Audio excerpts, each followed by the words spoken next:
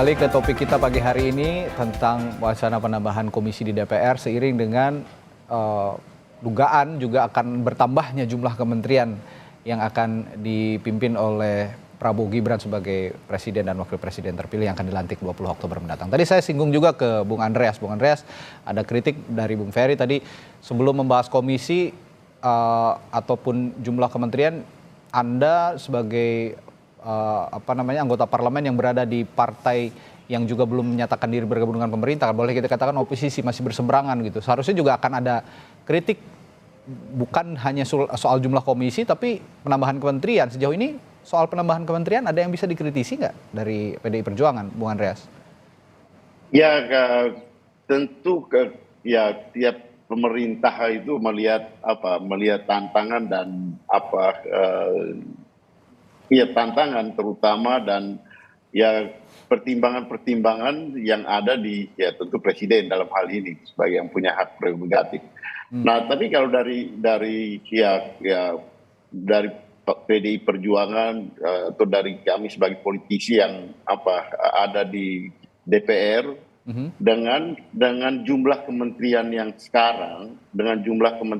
sekarang, ya saya kira pelaksanaan daripada fungsi daripada DPR untuk melakukan pengawasan, untuk melakukan budgeting dan kemudian legislasi itu ya praktis bisa berjalan dengan baik gitu, dalam arti efektivitas ya pekerjaan di DPR gitu.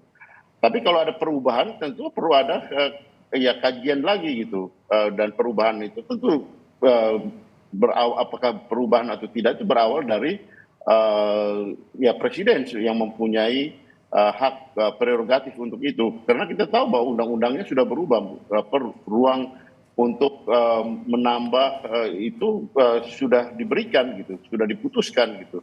Dan kami memberikan catatan ketika merubah ruang itu gitu di badan legislasi ketika pembahasan soal ya penambahan atau ketidak terbatasnya kementerian dan lembaga dan kementerian negara itu gitu.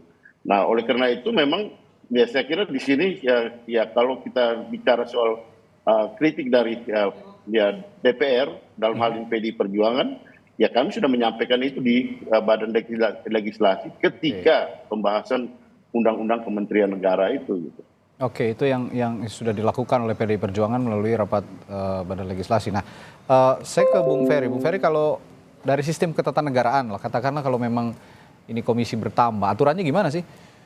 Iya, tentu diperbolehkan dengan pertimbangan beban kerja ya. Cuman begini, soal dibolehkan, soal lain kalau bicara pemerintahan yang efektif kan. Nah, problematika penambahan menteri dan juga diikuti dengan penambahan jumlah komisi itu selalu bicara soal efektivitas. Ya. Pak Mulyadi dan Bang Andreas ini paham betul lah konsekuensi dari penambahan menteri dan jumlah komisi ini. Bahwa satu kementerian saja bertambah, Mas Radi, itu sama saja dengan beban biaya besar. Rubah nomenklatur, satu perubahan penting itu bisa mengubah nomenklatur di kop surat.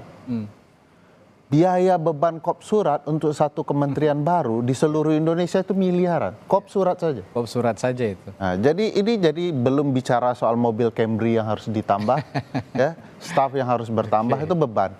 Nah, korelasinya dengan jumlah komisi di DPR untuk pengawasan juga kurang lebih begitu. Nah, sekarang efektif enggak pemerintahan kita diperbesar seperti ini? Saya mau kasih contoh, kajian kami di Pusat Studi Konstitusi dulu menyarankan jumlah menteri kita cukup 21 saja untuk bicara efektivitas. Nah, kalau memang ada partai-partai yang mau dibagi, pembagiannya sesuai dengan beban kerja, dan itu menguntungkan partai koalisi sebenarnya, koalisi pemerintahan. Satu atau dua menteri mereka akan bertugas secara efektif. Kami tidak mengusulkan perombakan kementerian. Menterinya tetap 21, kementerian tidak dirombak. Kenapa? Karena beban biaya tadi kalau dirombak-rombak. Jadi artinya akan ada satu menteri memimpin 2 atau 3 kementerian. Ini fungsinya juga, ini pengalaman beliau pasti paham, agar kemudian komunikasi antar kementerian itu berjalan baik sehingga pemerintah jadi efektif. Ya. Nah, masalah besar kita menambah jumlah kementerian, nambah jumlah menteri adalah porak-porandanya kebijakan di teknis. Kita ketahui beban regulasi itu bukan di DPR yang kacaunya. Karena kan DPR kan tidak produktif betul juga menghasilkan undang-undang. Beban terbesarnya banyaknya jumlah regulasi kementerian. Bayangkan satu objek kementerian ya diurus oleh berbagai satu objek di daerah tertentu diurus berbagai kementerian. Misalnya desa diurus oleh Kemendagri, diurus oleh Kementerian Desa, diurus oleh Kementerian Perumahan Rakyat, KLHK, belum yang lain-lain. Bagaimana kalau mereka membuat peraturan yang objeknya sama di desa? Orang kebingungan. Itu yang disebut jumlah yang undang-undang obesitas tumpang tindih. peraturannya dari kementerian. Oke. Nah, artinya menambah jumlah kementerian, menambah kebingungan baru dalam regulasi. Makanya perlu yang efektif. Nah, komisi tugasnya mengingatkan banyak hal. Ya, regulasinya, kerja-kerja menterinya, undang-undangnya harus dipatuhi.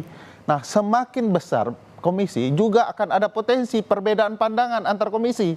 Bayangkan kalau kementerian yang banyak mengurus satu objek yang sama, lalu kemudian ada benturan peraturan, ternyata masukan dari komisi-komisi berbeda-beda. Nah, ini kan jadi panjang ceritanya. Faktanya bahkan untuk fraksi yang sama tapi beda komisi, nasihatnya beda-beda begitu ya. Oke. Pak Mulyadi, ada pengalaman Anda soal ini, soal komunikasi antar komisi yang punya kemitraan yang sama dengan satu kementerian? Ya Kak, kalau terkait dengan kalau satu komisi kan sebetulnya kan sudah kita sepakati dalam sebuah rapat komisi gitu. Biasanya kalau ada substansi yang terkait dengan komisi yang lain, kadang-kadang pun kita bisa melakukan rapat bersama yang dipimpin oleh pimpinan DPR. Jadi itu sebetulnya kalau dari aspek pengawasan mungkin tidak terlalu sulit ya. Karena kan kalau DPR itu bagaimanapun nanti kan kuncinya adalah fraksi ya. Fraksi terus dikomunikasikan dengan pimpinan DPR. Jadi secara politik tentu di DPR itu karena fungsinya sampaikan tadi adalah fungsi pengawasan, fungsi anggaran, fungsi legislasi, itu semua memang bisa saja terjadi dinamika. Tapi pada akhirnya kan kita akan mengambil sikap masing-masing. Kalau ada perbedaan sikap antar fraksi nanti baru dikomunikasikan antar fraksi. Jadi menurut hemat saya memang pada akhirnya kinerja DPR salah satu yang memegang peran adalah salah satunya adalah fraksi. Pimpinan fraksi tentu akan mengkonsolidasikan anggotanya, akan mengarahkan, sementara fraksi juga tentu akan dapat arahan dari partai. Yang saya yakin semua partai tentu tujuannya sama, yaitu untuk kepentingan rakyat ya. Karena memang kita ini DPR ini kan Dewan Perwakilan Rakyat. Ya. Tentu visi kerakyatan kita semua dari semua partai ini pasti ada. Gitu. Bahwa cara kita. Bentar. Ini ujung-ujungnya. Saya potong sedikit Mas Radi. Kalau ternyata bisa sidang bersama, kenapa tidak komisinya digabung saja? Nah, karena itu pasti tadi, objeknya sama. Kan? Apalagi nanti kalau kata Pak Mulyadi, efektivitas komunikasi lebih efektif di fraksi katanya daripada di komisi. Ini kalau PDI Perjuangan punya pengalaman juga soal ini. Atau Pak Mulyadi ada komentar dulu soal ini? Gini. Maksud saya itu kalau tidak semuanya, mungkin ada satu hal, mungkin itu kan sangat jarang, sangat jarang lah. Kalau sampai akhirnya harus diperlukan rapat bersama, mungkin dalam 5 tahun bahkan selama saya dari beberapa kali jadi pimpinan komisi tidak ada kita rapat bersama. Maksud saya itu bukan berarti fungsi rapat-rapat di komisi tidak ada. Sangat bagus sekali ya, sangat bermanfaat sekali fungsi dari pengawasan kita melalui komisi karena itu sangat teknis dan detail ya. Tapi kalau ada hal-hal yang sesuatu yang sangat strategis yang mungkin ada perbedaan antar partai bahkan itu diselesaikan di paripurna sampai voting ya, kita lihat sendiri kan ada hal-hal tertentu. Nah, jadi maksud saya itu untuk hal-hal tertentu memang ada yang harus dikomunikasikan melalui fraksi dan pimpinan DPR. Itu saja Pak Amsari, Pak Ferry. Tapi jadi, komisi itu sangat penting. Tapi yang saya amati selama ini Pak Mulyadi, memang pengambilan keputusan yang paling akhir, misalnya dalam rapat paripurna DPR ya Bu Ferry, ini kembali juga atas nama fraksi kan, bukan atas nama komisi begitu kira-kira. Nah ini yang jadi jadi sorotan juga untuk menambah komisi, kita harus kritisi lagi, apalagi kalau komunikasinya diputuskan di tingkat fraksi melalui rapat paripurna. PD Perjuangan ada pandangan soal ini, Bung Andreas? Ya, ini tentu menyangkut mekanisme, artinya ya ada kalau komisi itu kan dia bicara soal hal-hal yang berkaitan dengan pemerintahan gitu. Oke. Relasi antara pemerintah dan DPR. Sementara fraksi itu mengcover semua hal yang berkaitan dengan representasi dari partai terhadap negara gitu. Dalam hal ini di DPR dan dan terhadap pemerintah gitu. Nah, saya kira soal ini secara politis itu bisa dibicarakan dalam arti bisa lintas fraksi. Kalau bicara soal lintas komisi ya biasanya kalau di dalam pembahasan kalau undang-undang itu ya pansus gabungan gitu. Kalau ada suatu topik yang berkaitan dengan itu lintas kementerian dan lembaga atau lintas masalah yang menjadi topik pembahasan atau topik pembahasan di dalam undang-undang itu. Nah, di situ dibentuk pansus gabungan dari anggota-anggota dari berbagai komisi. Ketika misalnya soal yang terakhir kemarin itu soal Papua gitu. Jadi memang di situ kita ya fraksi mengirimkan anggota-anggota untuk duduk di dalam pansus gabungan tersebut gitu. Jadi sebenarnya itu soal teknis bagaimana pengaturan di DPR gitu dan diatur di dalam tata tertib DPR gitu yang memungkinkan untuk itu gitu. Oke. Terakhir Bung Ferry, apa yang bisa Anda simpulkan dari pembicaraan kita pagi hari ini melalui komunikasi lintas fraksi, lintas komisi yang tadi disampaikan oleh bapak-bapak anggota Dewan ini? Ya, saya paham ya apa yang menjadi dilema teman-teman di DPR menambah jumlah komisi. Kan ini adalah problem turunan dari penambahan jumlah kementerian. Nah, harusnya jumlah kementeriannya tidak ditambah sehingga jumlah komisi tidak bertambah. Sehingga kerja-kerja maksimal teman-teman di parlemen juga betul-betul bisa berjalan. Yang saya khawatirkan penambahan ini hanya bicara penambahan kekuasaan baru saja, termasuk di parlemen. Ya, ruang-ruang yang kemudian bisa dinegosiasikan secara politik juga akan bertambah. Jadi apakah ini bicara efektivitas pemerintahan dan teman-teman di parlemen? Saya agak ragu di ruang itu. Karena kalau kita mau pelajari naskah akademik di Undang-Undang Kementerian Negara, mereka kan harusnya menjelaskan penambahan jumlah kementerian berkonsekuensi dengan penambahan jumlah parlemen. Beban biayanya seberapa? Ada regulatory impact assessment yang Bang Andreas dan Pak Mulyadi pahami bahwa alat ukur keuangan pun bisa dibicarakan di dalam naskah akademik. Pertanyaan besarnya, kenapa naskah akademik tidak bicara sampai sejauh itu? Padahal itulah konsekuensi dari sebuah undang-undang yang mau diperbaiki atau diubah. Dan saya tidak melihat keseriusan pembuat undang-undang dalam hal ini teman-teman DPR bicara dampak dari penambahan kementerian ini dan konsekuensinya di parlemen.